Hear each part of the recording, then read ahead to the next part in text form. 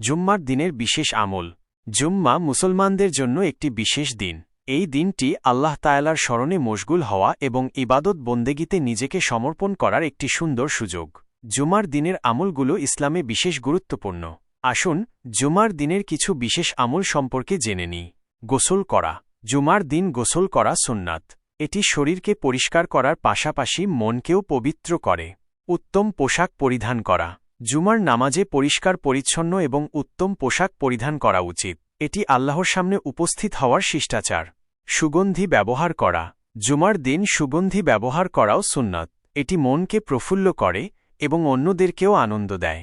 মসজিদে সময়মতো যাওয়া। জুমার নামাজের জন্য সময়মতো মসজিদে যাওয়া উচিত। এতে জামাতের সওয়াব পাওয়া যায়।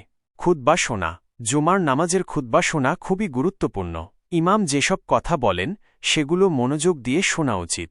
সূরা কাহফ তিলাওয়াত করা। হাদিস শরীফে বর্ণিত আছে যে জুমার দিন সূরা কাহফ তিলাওয়াত করলে অনেক ফজিলত লাভ করা যায়।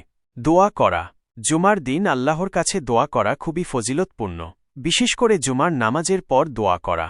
অন্যান্য আমল। বেশি বেশি দরুদ শরীফ পাঠ করা, কোরআন তিলাওয়াত করা, অন্যদের সাথে ভালো ব্যবহার করা, গরিব মিসকিনদের সাহায্য করা। জুমার দিন আল্লাহর দরবারে অনেক দোয়া কবুল হয়। জুমার দিন গুনাহ মাফ হওয়ার সম্ভাবনা থাকে। জুমার দিন ঈমান বাড়ার সুযোগ থাকে। জুমার দিন মুসলমানদের একাত্মতা বৃদ্ধি পায়। জুমার দিন মুসলমানদের জন্য এক বিশেষ দিন। এই দিনটি আল্লাহর ইবাদতে নিজেকে সমর্পণ করার একটি সুন্দর সুযোগ। উল্লিখিত আমলগুলো অনুসরণ করে আমরা জুমার দিনের পূর্ণ ফজিলত লাভ করতে পারি।